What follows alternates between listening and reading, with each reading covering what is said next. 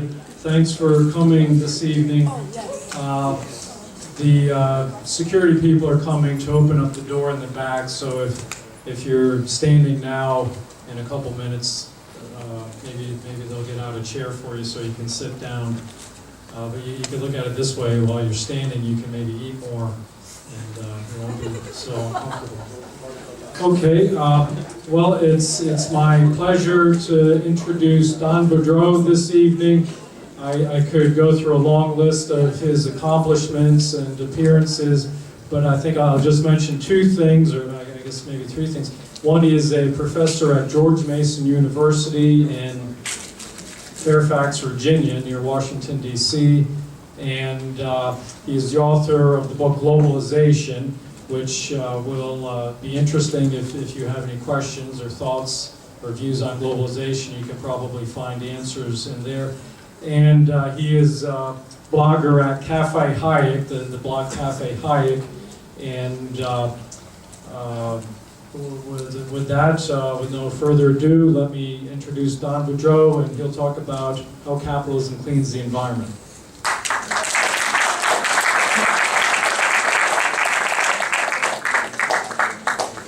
Thanks, Phil. I'm going to turn these. Is it on? Here? Working? All right. I'll put you in the dark. I'm going to first start with an apology, which I shouldn't. I tried to load these pictures onto my little thumb drive, and my 15-year-old son, who's my technical expert, he instructed me how to do it, and it failed. And so I'm doing another method that's going to require me pointing at Phil Murray over here. So it's like a tag team effort. But I have all sorts of interesting pictures to show you. I have one up here already. You can tell how fascinating these pictures are. And this is a story I want to tell to debunk, or I think to debunk, a common narrative that has been around for quite some time. And it's an understandable narrative. And the narrative goes like this. Industrial capitalism, which has been around for roughly 250 years, and has expanded, of course, across the globe since it began in Northwestern Europe. Industrial capitalism has a lot of benefits. You know, it gives us some nice toys. You know, we all have our little slabs that we carry around now. We can talk to grandma or our boyfriends or girlfriends whenever we want. We got nice schools to go to. There's no question that industrial capitalism has a lot of benefits. However, one of the great downsides is that it has dirtied the environment. It has made the environment less clean. It has polluted the environment. And so we weigh the benefits against the costs. It may be that the benefits are worth the costs, but unquestionably, says this narrative, one of the costs of capitalism is a dirtier, less healthy, more dangerous environment. I think that narrative is wrong. Like most narratives, it has a kernel of truth, I will concede. There are certain kinds of pollution that we have today that people in the 15th century or 6th century did not suffer. But we overlook some really important ways in which industrial capitalism cleans our environment. In fact, cleans our environment in ways far more personal and important than the ways in which it in fact makes our environment less clean. If you lived prior to the industrial age, if you lived in, say, 16th century France, or 6th century BC Gaul, or anywhere in the globe, assuming you were a peasant, and you were probably a peasant since 98% of the people back then were peasants, you almost surely lived in a hut made of mud or some other earthen material. The floor you slept on was dirt. You had a thatched roof over your head, and animals lived in that, and animals do their business, and it dripped on you. They caught fire. If you had an infection, bacteria got in, and it often killed you. If you got what we today call a bad cold, it might have killed you because there were no medicines to protect against that, or your nutrition was so poor that your resistance was so low that you died from it. So my thesis is that capitalism has in fact made our environments far cleaner, far less polluted than those environments were prior to capitalism. And I just want to point out some ways that are common to us that we overlook in ways that modern industrial capitalism has made our lives cleaner.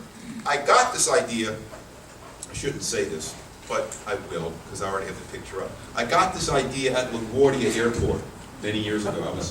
At the time I was living in New York, and I was using the Vendrum before the flight, and I was standing at one of these. This actually is a urinal, you probably recognize it, a urinal, at least you guys, in the Indianapolis airport. They all look so different.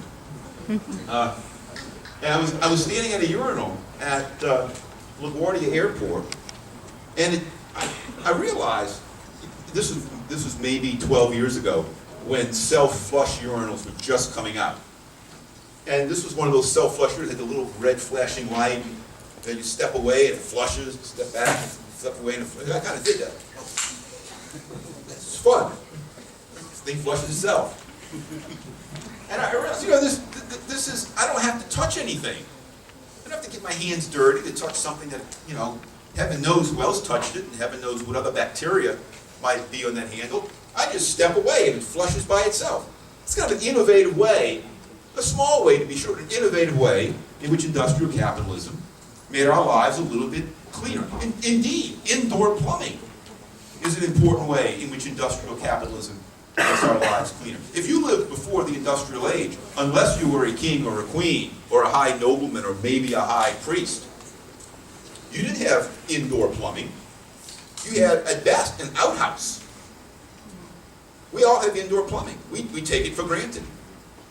Sometimes I ask my students, who are about your age, at George Mason, on the first day of class, I asked them how many of them showered today, or took a bath, around. If you lived before the industrial age, and you were, as you likely were, again, a peasant, you showered in October, you bathed in October, and then not again until maybe March or April, when the streams became warm enough for you to go back into them.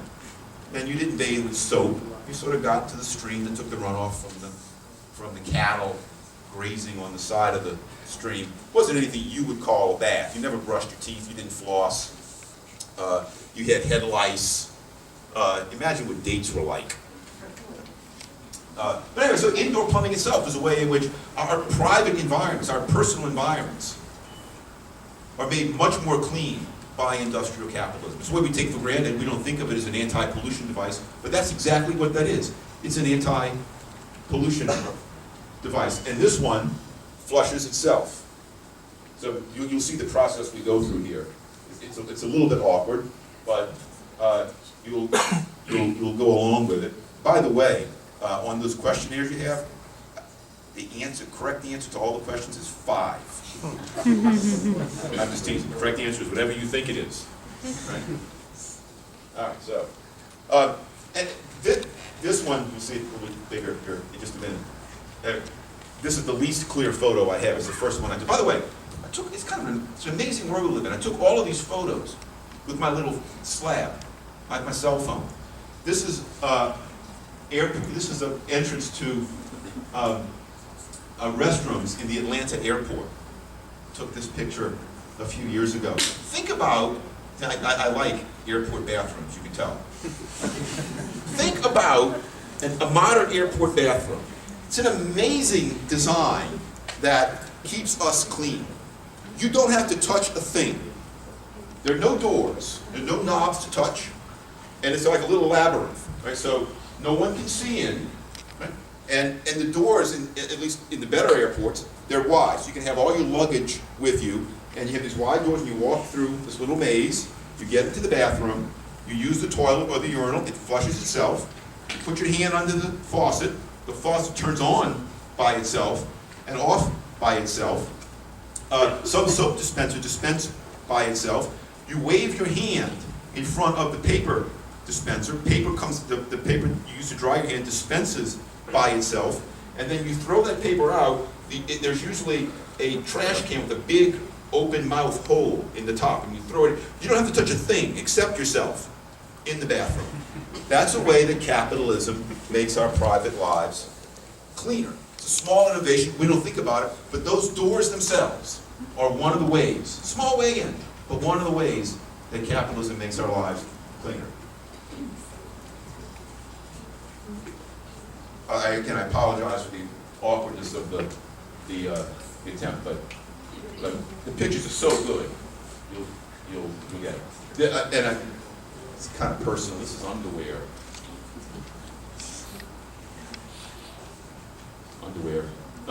T-shirt, underwear.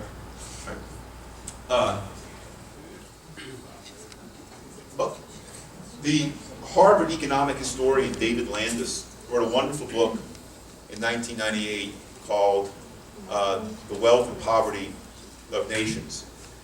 And he pointed out that the first thing that ordinary Britons bought when industrialization began in the 18th century was underwear. For whatever reason, we can speculate, for whatever reason, when industrialization begins, the textile industry is usually where it begins. It happened in Britain, it happened in America, it happened in Asia. Newly developing countries start textile industries. And Landis pointed out, and I didn't realize until I read Landis' book, and he had some evidence for it, that the rate of certain kinds of diseases, bacterial diseases, fell right afterward. Underwear keeps us clean in ways we don't appreciate today. See, back in the mid-18th century, the typical person worked on a farm. That person had one, maybe two changes of clothes. And there were no washing machines or automatic drying machines. And by the way, if there were, you couldn't have put what people back then wore into those machines because they weren't machine woven. They would have come apart. They couldn't have stood up to the vigorous beating that modern washing machines give to our clothes. And so people they didn't wear underwear. And they wore their clothes directly against their body. I'm not going to get much more personal, but you can understand that this is not the most clean way to live. And you were working and sleeping and getting around every day in that one pair, maybe two pairs of clothes, which could not really be vigorously washed. Underwear came along, affordable to ordinary people for the first time in the middle part of the 18th century in England. It was machine woven so it could be washed vigorously and stand up to harsh soaps. So for the first time, our ancestors were able to have a barrier between their dirty clothes and bacteria.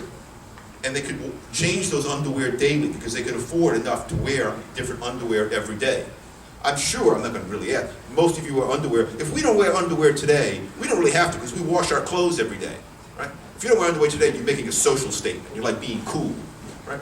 Back then, you were helping to save your own life. Underwear reduced the incidence of bacterial diseases. It raised life expectancy when it first emerged because it was the one kind of regularly affordable clothing people could have, and they bought it. That's Phil? It doesn't get more personal than this, I promise. Well, actually, there may be one. We'll see. Depends how far I get. Well, okay. This speaks for itself. Cleaned by capitalism. I'll get off of bathrooms. Okay, Phil, we can go through this. Maybe I already know who that is. Take it for granted, but it's clean. It's brand new sheets every time.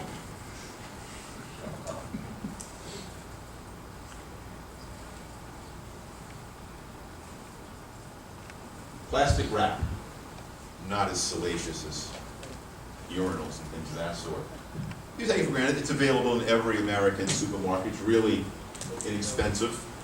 And it works in several different ways. You wrap your food, your leftovers, in it. And that helps keep those leftovers more fresh than they would otherwise be kept. It helps keep the food cleaner. It helps reduce the bacterial growth on the food, enabling you to keep that food longer, helps reduce malnutrition. It separates, because it's not very permeable, it separates different foods with bacteria from others. It helps keep food, and hence you, cleaner. Next.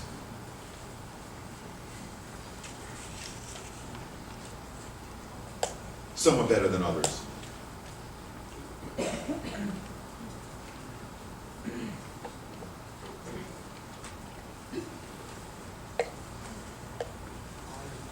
This is a prescription of Cipro, which is an antibiotic. Could have penicillin up here and any other antibiotics. This is just one that I had in my house.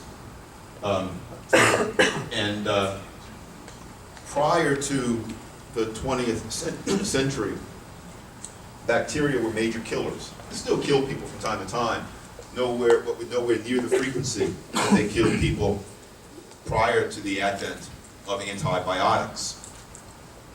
Cipro is an antibiotic. Bacteria are pollutants. They're natural pollutants, but they're pollutants nevertheless. They kill. They're very dangerous.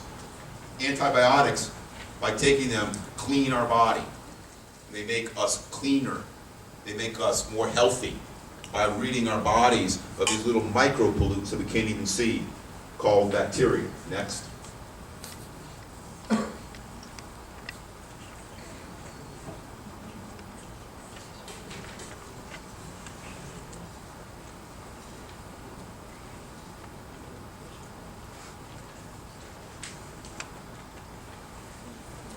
Canned soup, this is, but canning, industrial canning, keeps us cleaner than otherwise, keeps our food cleaner than otherwise. Canning reduces the bacterial growth in stored food. So you can buy that can of soup, you don't have to refrigerate it, just put it in your cupboard, unrefrigerated, and it stays clean for months. Bacteria that would otherwise infect it, don't. Hence, bacteria that would otherwise infect you, if you ate it, don't. It keeps you healthier, it keeps you cleaner, it makes your life longer than otherwise. We take cans for granted. You kind of yawn at canning. It's kind of a marvelous thing. And yet, it's a way that capitalism makes us cleaner. Next. These are in no particular order. The only order I had was the urinal, because that's where I got the idea, where I was standing, get the idea.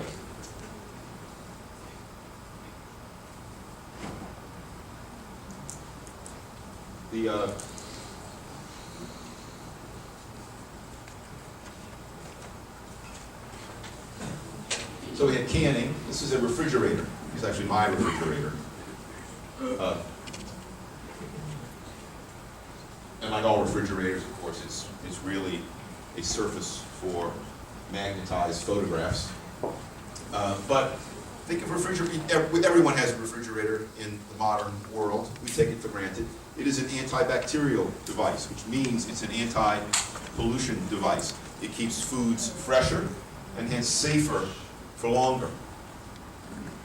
The freezer, of course, does that in an even more vigorous way. It keeps foods fresher and safer for even longer periods of time by dramatically reducing the rate of bacterial growth compared to simple refrigeration. But we have, my cupboard is right over here, you can't see it. We have cans in the cupboard, we have refrigerated foods. These are ways in which capitalism makes our lives cleaner. Next. All of these things that I'm showing you are mundane things. I'm not going to have a picture of some amazing, unknown device. The whole point of my story is that we're surrounded in our daily lives. We're surrounded by evidence, almost every minute of our lives, of ways in which capitalism cleans our lives.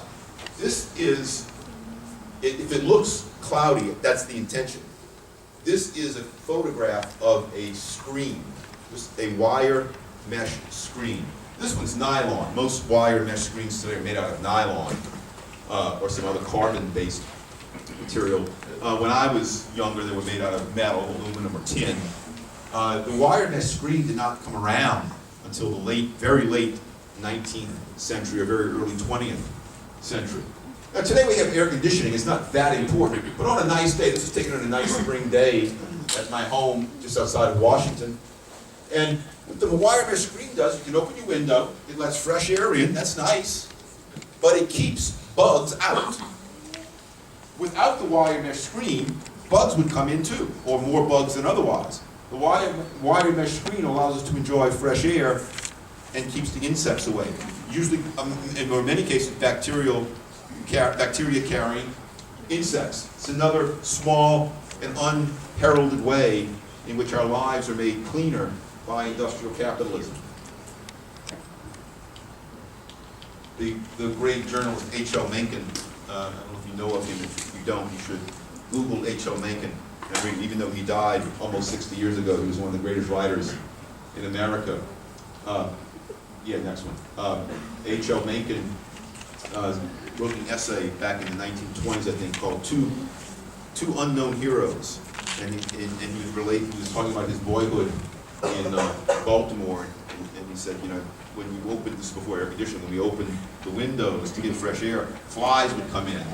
And he was celebrating the invention of the wire mesh screen, and he didn't know what the name is of the person who invented the wire mesh screen, but to H.L. Menken, this guy was a hero because it enabled him to have fresh air in his house without the flies that accompany the fresh air. You won't stay long on this one. This is taken outside of a Whole Foods supermarket in Fairfax, Virginia. This is says all-purpose sanitizing wipes. You see these all around now. I think I saw some out there. You go out and squirt some stuff in your hand, sanitizing wipes, gets rid of the bacteria. It's just a small way in which our lives are made cleaner by capitalism.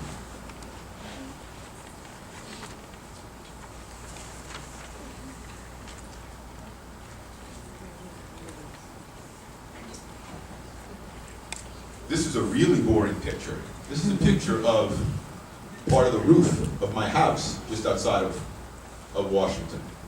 When it's bigger, you'll be able to see. Just sort of the roof.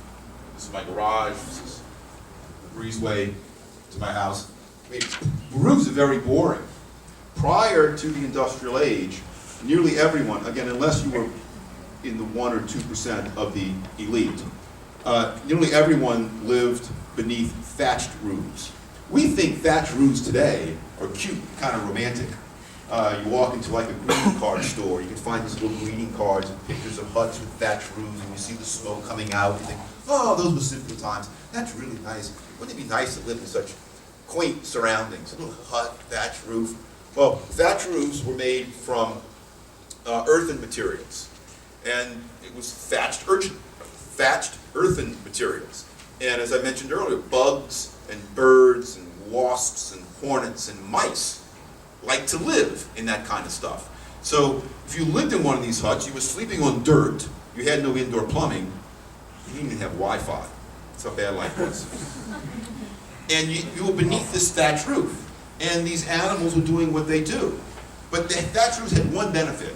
They caught on fire a lot, because that would kill all the things. Right? So you were living beneath this filthy roof that kept dripping nasty stuff on you, because those animals didn't use urinals or go to airport bathrooms. This is something we're all familiar with, a hard roof above your head.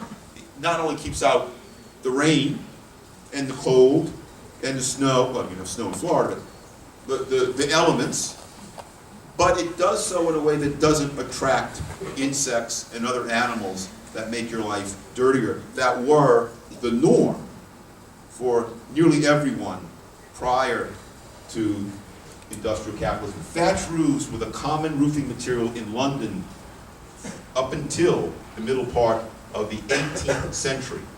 The middle part of the 18th century, London, we can go to the next one. London was one of the probably the wealthiest city on the globe, And yet most people in London still live underneath thatched roofs. No one in industrial society today lives underneath a thatched roof. We live underneath hard roofs, and those things make our lives healthier and cleaner. A light bulb. And by the way, this particular kind of light bulb was increasingly difficult to get. It's an incandescent bulb. The type doesn't so much matter, but what did people do for light prior to the electric light bulb? They burned candles. The light wasn't very good, so it was sort of like dirty on your eyes in a way, strain your eyes. Or you burned some kind of fuel, wood, coal, oil that emitted pollutants into your environment. This thing burns steadily, lets out steady light, very good light, and it puts no pollution into your home, none whatsoever. And so it's a small way in which our interior environments are kept cleaner than they would be without this invention. And we take it for granted. It doesn't only give light, it makes our lives cleaner.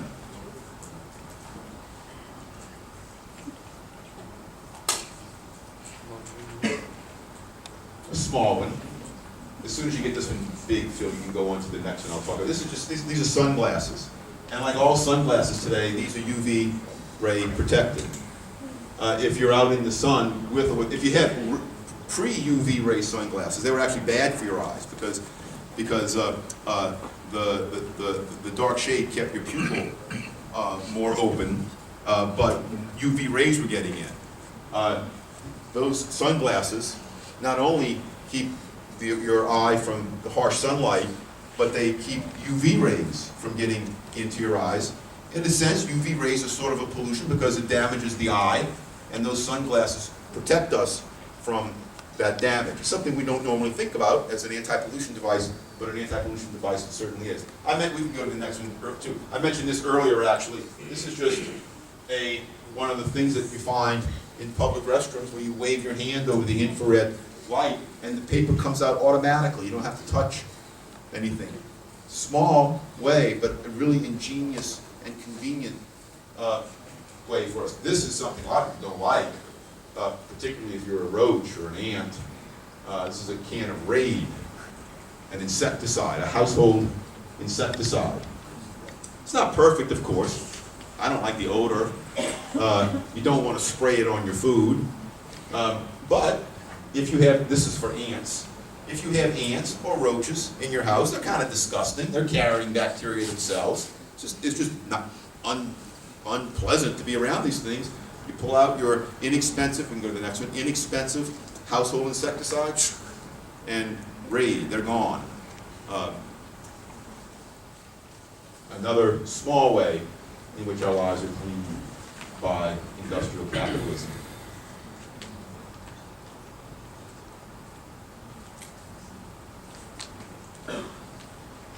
Time between the photos, ponder how wonderful these small things are. This is a really small thing, but I mean literally it's a small thing. And its effect is small, I don't mean to make too much of it, but it's a breath mint thing. This is one of these things, this is from Listerine, these little strips, you pop them into your mouth and they dissolve in your mouth pretty quickly. You can go to the next one now, and it makes your breath fresher. If you meet someone of the opposite sex that you didn't anticipate meeting and you just got finished eating some garlic penne pasta, it makes life a little bit more pleasant for your friend not to have to suffer odor from your garlic penne pasta. This is probably the most unusual one that I'll show you. These are electronic shoehorns. Why does a shoehorn have to be electronic? They emit something or other, I'm told. You plug them in, and they emit like some kind of ultraviolet ray that will kill fungus in your shoes. And so it keeps your shoes cleaner, so it keeps your feet cleaner. It's a small thing. It's not a life-saving device like antibiotics, but it's a small way in which modern, innovative, industrial capitalism makes us makes our lives a little bit cleaner than those lives would otherwise be. Next one. What happened there? Oh, never mind. No, you just go on to the next one. I'll have to one of the next one. That was someone sent me that. That was a picture. I don't know how many of you were raised Roman Catholic as I was, but in Roman Catholic churches, when you walk into the church and there's the holy water, and you put your hand in the holy water and just do the sign of the cross. This is a picture of a holy water dispenser that you didn't do that. You put your hand under it and it gave a little squirt of holy water. And it was said, you don't want, the ad said, you don't want to put your hand in the same water the other people had their hand in, so you get clean holy water, one squirt per. This is this came in a box of peanuts. It's called Ageless Oxygen Absorber. You've all seen it. This is a pencil to give you a hint of the size of this thing. It keeps foods fresher. And you've all seen them. So I got this in a can of peanuts that someone sent me for Christmas. And in that, it keeps the moisture level down and does some other magical thing that keeps the food cleaner, keeps the bacterial growth down. It makes our food source cleaner. Next one. There is one of these that I think as soon as it comes up, I'm going to have to speed right through it because I don't want to present it here. But we're not there yet. And let's see. A plastic bag. We can go to the next one. This is just, it's similar to the saran wrap that I showed you earlier. It's just a plastic bag. It's a freezer bag. You store your food in it, put the food in the freezer. We take it for granted. But not only is it convenient, it's cleanly. Next one.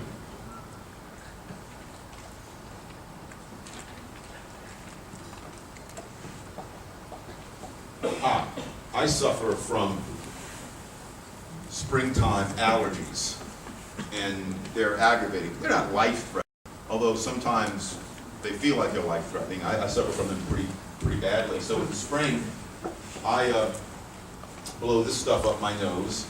It's called fluticasone propionate, some stuff. I call it Flonase. It's an anti-pollution, anti-pollen stuff that protects you from the symptoms, which can be sometimes quite painful, by the way. Next one, of pollen. Pollen is kind of a form of nature's pollution. It sends out all these pollutants, and it makes our eyes water, it gives us headaches. This is one of my favorite ones. Watch how beautiful this picture is when it gets blown up. This is asphalt. This is asphalt. This is right in front of my house in Virginia. Asphalt looks the same everywhere. I've been around the world and seen asphalt all looks the same. You take the asphalt, in fact, it's kind of ugly in a way. Right? Asphalt, pavement. Right? But think about what the world was like before asphalt. When you wanted to get someplace, when you traveled, it would be mud or dirt. Really feel it. I mean, not only did it slow you down and make travel more dangerous. The wheels of the carriage would break. This stuff makes travel smooth, easy, fast, much more predictable. It's really inexpensive. Yes, it does pave over what would otherwise be a beautiful pasture, perhaps. We go to the next one. But the fact that we have lots of paved roads means that we get places a lot faster and cleaner than otherwise. And asphalt is in combination with this next, probably the single greatest anti-pollution device, maybe after antibiotics, delivered to us by capitalism. This is an automobile.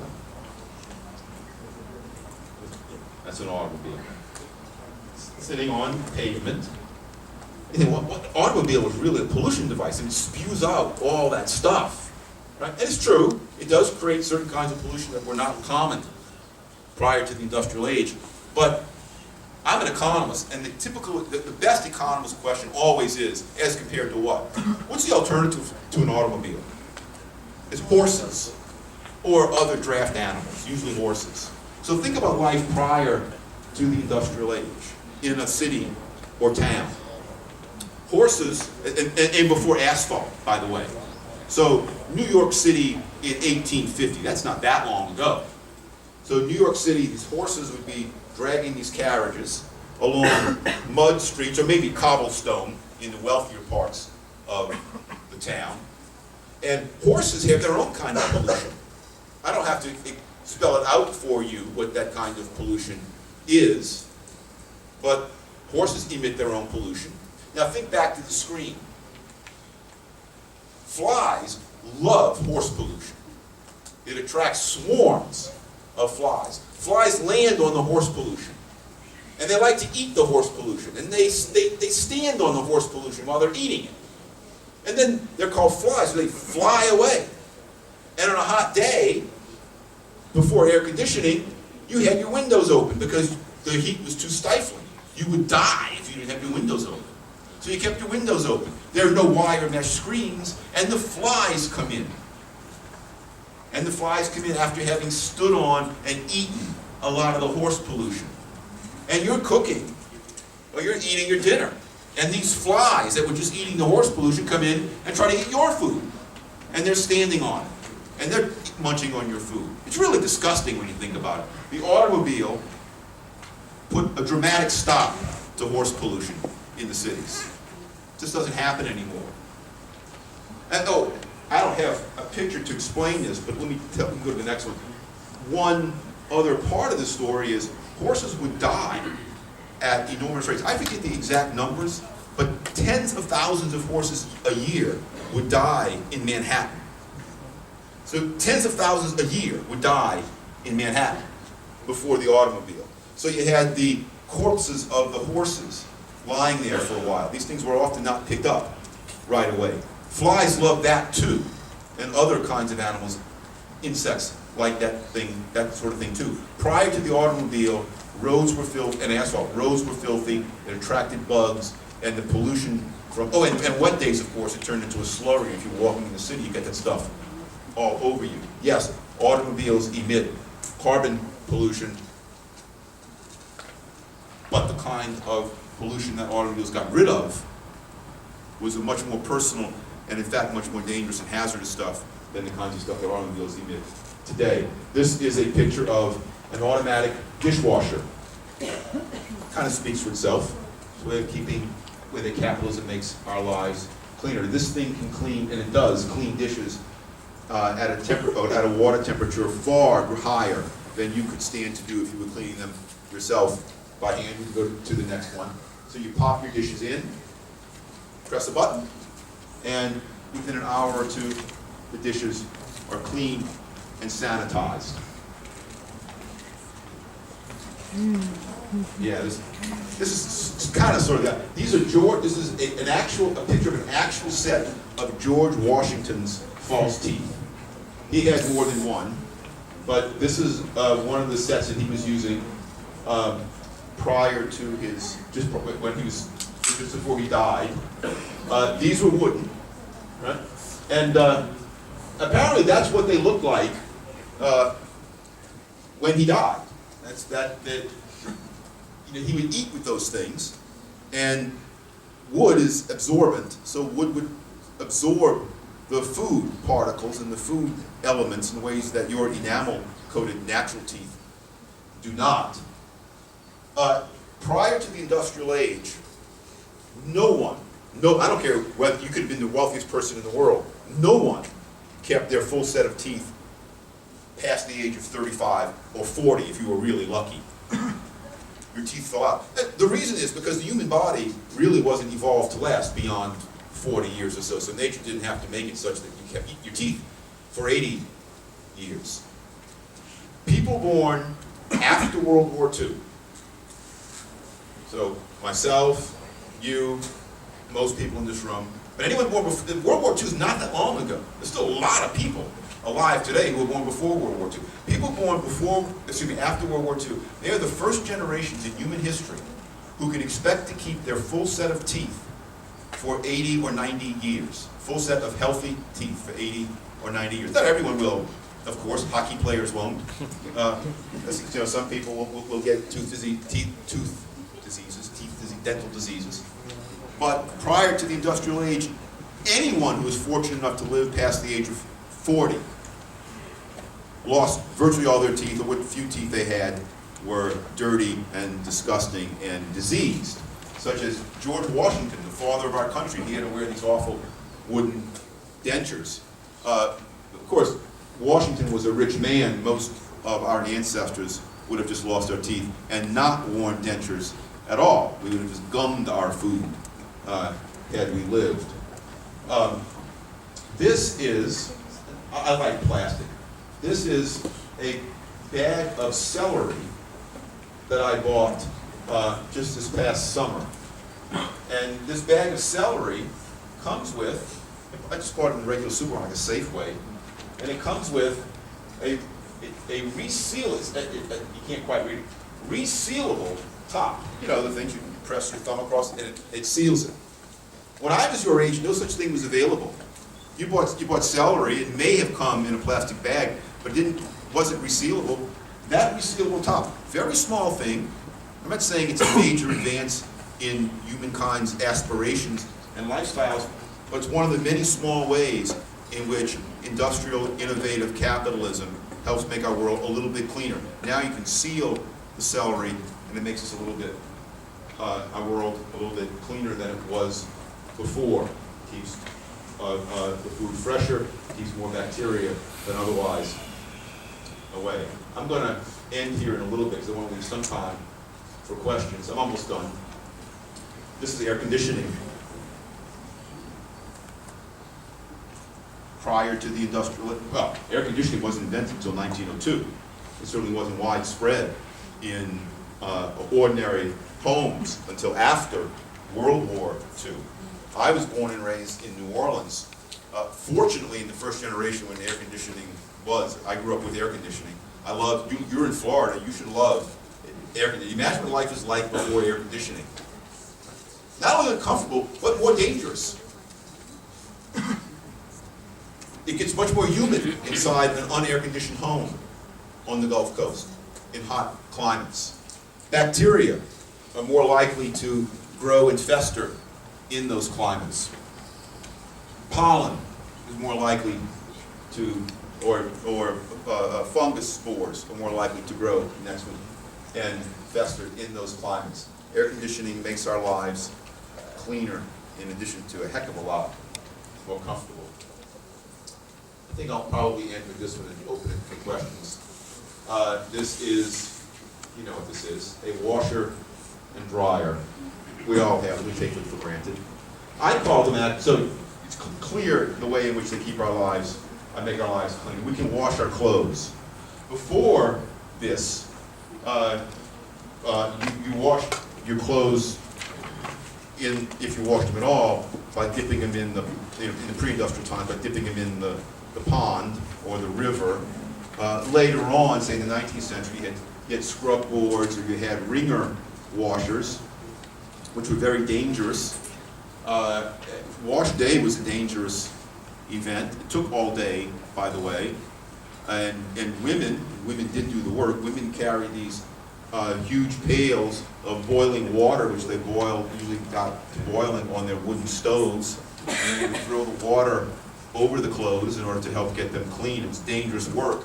There's none of that anymore. You put the clothes in here, you dump a little bit of this stuff in there, you press a few buttons, and you walk away to drink your cup of hazelnut-flavored coffee while watching Downton Abbey, and your clothes are clean. And another way to think about it, it's a recycling machine. Another criticism, we can end with this photo. Another criticism of capitalism is that people say, well, it promotes waste. You know, we don't recycle enough. We have to recycle a lot. I recycle all the time. And I'm sure you do too. You just don't think about it. There are certain things I don't recycle. I personally don't recycle aluminum cans. my time is too valuable. And I don't say that in any arrogant way, but it takes time to do that. And I prefer to spend time with my son, spend time working, spend time with my students. So I don't spend time recycling kids. I spend time recycling my clothes. These are all recycled. I wear them and I put them in the recycling machine. Or in these clothes actually, I have a recycling store. It's called a dry cleaner. And I take them to the store and they clean them and I get them back. And I don't throw them away after every use. I live in a recycled house.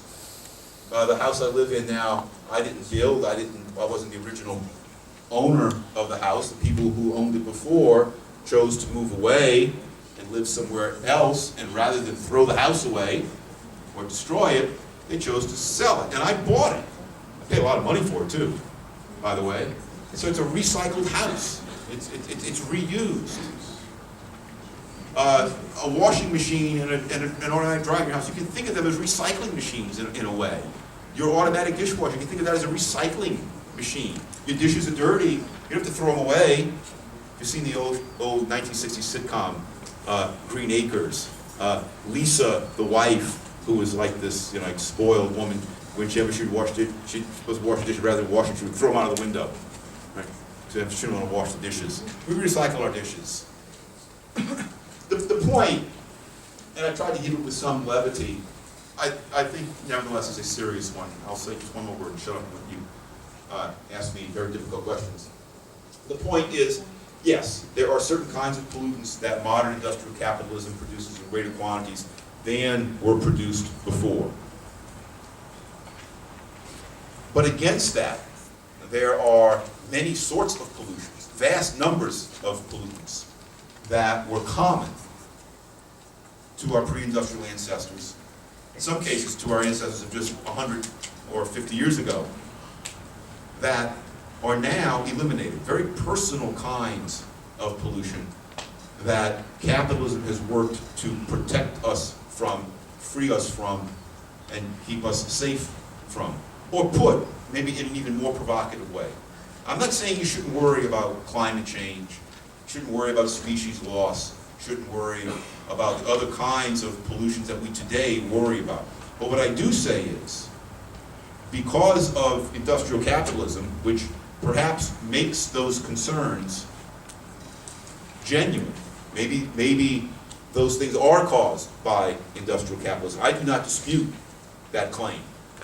But I do claim that we are lucky to be able to worry about those kinds of pollutants, because we no longer have to worry about the kinds of pollutants that were so common to our ancestors of just a few generations ago. And with that, I'll end and let you ask me questions.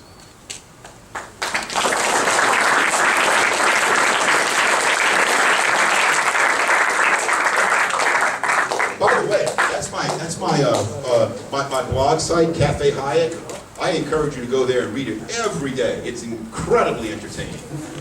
Okay. So, questions, threats, bribes. It was that compelling, huh? Yes, sir. What's the disadvantage of Wait. capitalism?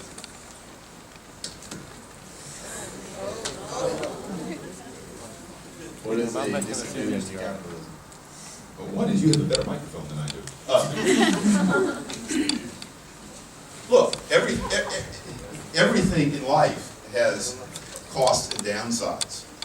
I don't want to claim, and I hope I made clear at the end, I understand that industrial capitalism has certain costs. The fact that something has costs, however, doesn't mean it's not worthwhile. My personal belief is that compared to any feasible alternative in this imperfect, human-occupied world of ours, industrial capitalism, by far, the best economic system. It produces a lot of wealth, material wealth. It is done in a context of individual freedom. You can choose to dress in certain kinds of clothes, and I can choose to dress in different kinds of clothing, just to use one small example. In saying that, in singing the praises of industrial capitalism, though again, I don't mean to say that It has no blemishes. It's this wonderful, perfect system that has no cost whatsoever. I don't believe that, but I do believe that compared to any alternative, it's the best one, because any alternative that you care to mention to me, I believe, has more downsides and fewer upsides. Yes, sir. Do you think America should be more capitalistic, or do you think we should stick with the mixed economy that we have now? More capitalistic. How so? More capitalistic.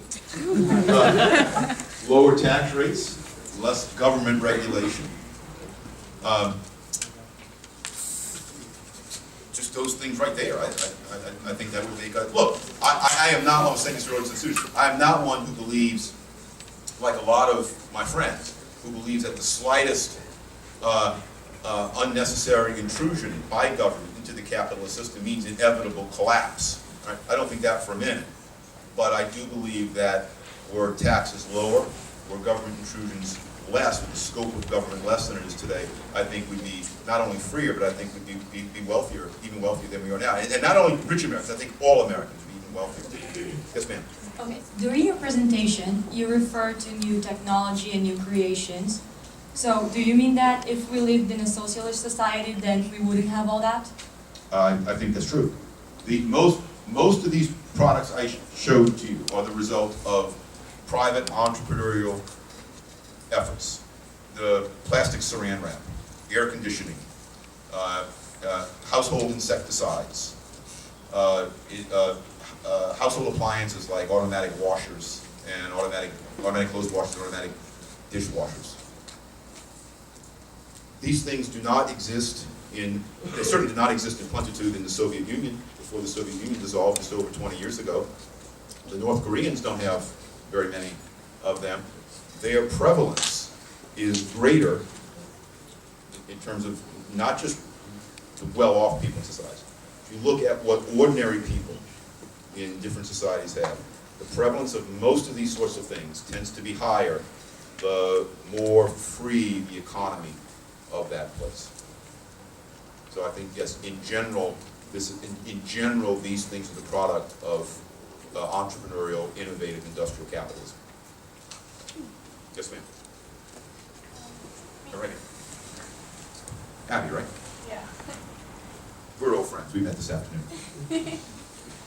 So what you say is like, for instance, in a socialist society, people would conform to be living in groups, like how you were calling them, or because society, as far as I know, they try to make life simpler, right? So in any economic model, I feel they would as well try to like improve themselves. Well, we could say they might try. The question is, do they succeed? And so we can ask, one of the greatest socialist experiments ever was the Soviet Union. And you can say, well, maybe they didn't do it right, but it's indisputable today that ordinary people, ordinary Russians under Soviet communism, had living standards far below those of people in the West. Unquestionable. Same is true of China under Mao. China is now growing wealthier to the extent that China is adopting more market liberal policies. And it's the unleashing of that those competitive entrepreneurial motives and energies is what is driving innovation in that society in the same way that it drove innovation in Western Europe and America. There's no doubt that, well, fortunately, I think there aren't that many outright socialist economies today. North Korea, Cuba, maybe Venezuela. And I think no one would claim that living standards in those places are comparable to living standards in the non-socialist societies. Yes, sir.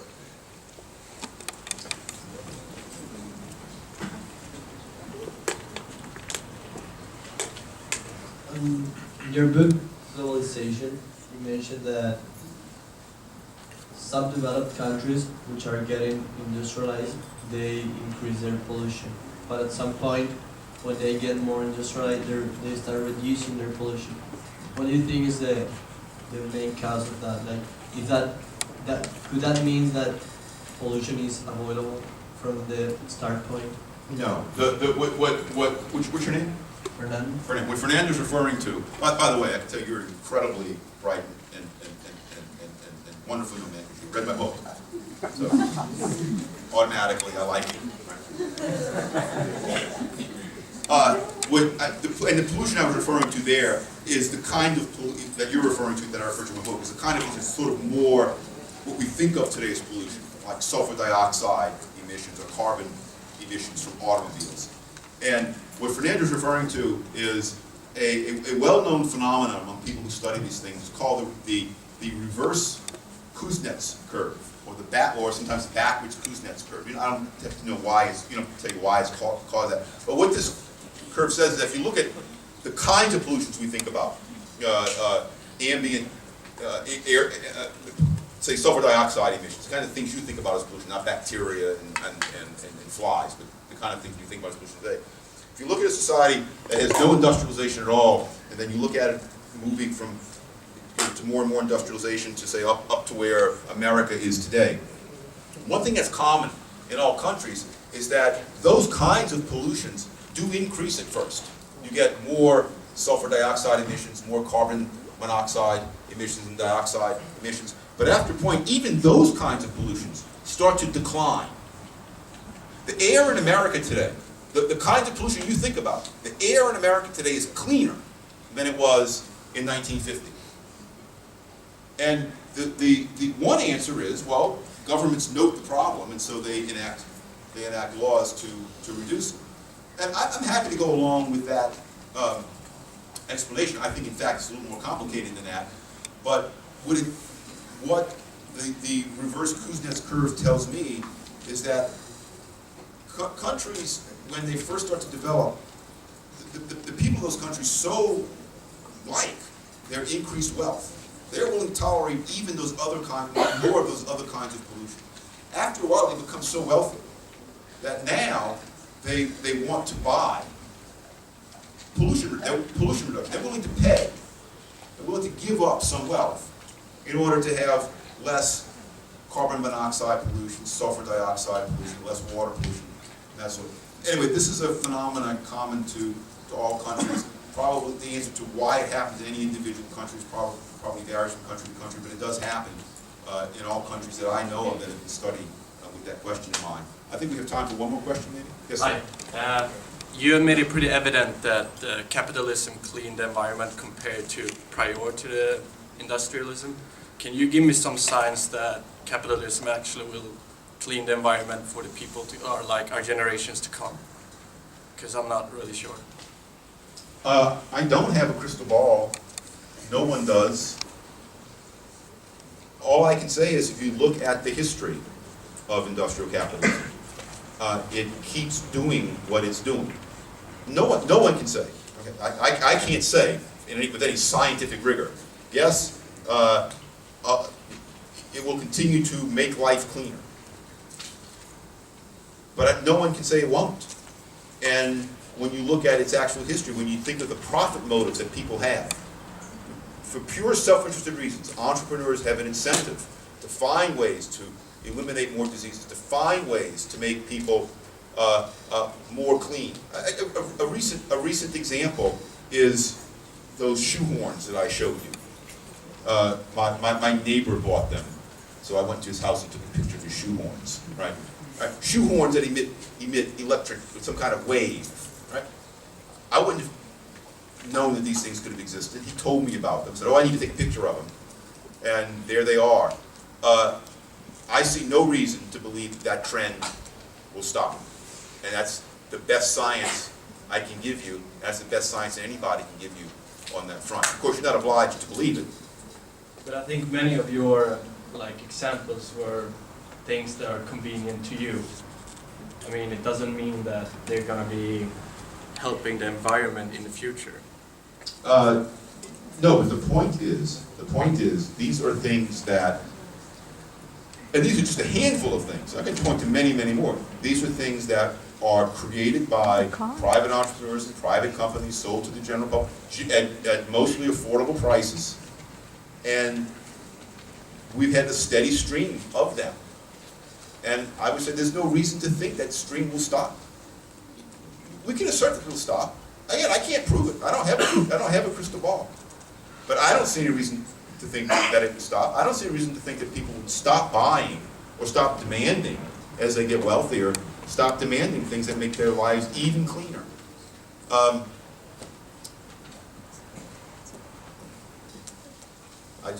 I have no reason to think it'll stop. Again, that's not science in the way you think of it, but I think it's science in a more inclusive sense in that it looks at past trends, real, actual past trends, and puts the burden of proof then on someone who would say, well, why should we believe that that trend will continue? I think the burden of proof would be on that person who would make that assertion rather than on me to prove that it will continue, because it has continued up to this very time. But you can, one more question. Well, You'll have to excuse him, he's only taking a second economics course. oh, I get it. That's okay. I don't mind hard questions. It's a good question. It's a perfectly legitimate question. Yeah. How does capitalism affect communist countries? How does capitalism affect communist countries? Or how would it, Uh, the extent of it? Well, that's a big question. Let me, because we're short on time, let me give you a two-pronged answer. Right? One way it affects communist countries is in a beneficial way for the communist countries. Right?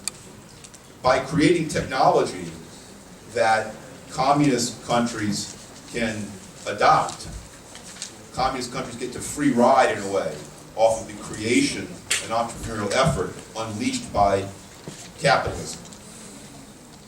So the Soviet Union got to have cars. Automobile was not invented in the Soviet Union, but it got to have something kind of like a car. It wasn't a very good one. But it got to use some of the technology developed in the West, and they adapted it in the Soviet Union. So in that way, it's good. Capitalism is good for communist countries. It helps communist countries be richer than they would otherwise be. And the other way is the opposite. And I think to some extent this happened in the 1970s and 1980s. Capitalist countries stand in stark contrast to communist countries. One theory, I don't know if it's the full story, I don't even know if it's the main story, but one theory for why the Berlin Wall came down when it did in 1989, why the Iron Curtain fell when it did, is that it became too evident for people when they were, because people could, for a variety of reasons, get to the West, and they were looking at life in West Germany compared to life in East Germany, and life in West Germany was getting continually better and better and better, life in East Germany was staying stagnant. And it became clear, increasingly clear, that the arguments that were put forth in the middle of the 20th century, and put forth by a lot of highly intelligent people, oh, in the future, central planning and Soviet-style communism will create a heaven on earth. It will put capitalism to shame. It sounds kind of weird to us now to hear that, but people were saying that, just saying it seriously, and a lot of people believed it. And it became clear by the 1980s, capitalism was not being put to shame by communism, it was quite the opposite. Capitalism continued to make living standards for people who lived in capitalist societies higher, and it was not the case in communist societies. And so at some point, that comparison is what capitalism did for communist countries. It showed people in communist countries, no matter what your leader is saying, you're still stagnant. The people in the industrial capitalist societies continue to live better. And so maybe you ought to ponder changing your economic system. Okay, if you had a questionnaire, you can drop it in the box that's up on the front stage. I'll move it toward the center. Or if you're one of my students, you can bring it to class next time, and we'll take care of it that way. Otherwise, thanks for coming out tonight. Thank you all. Thanks, Tom.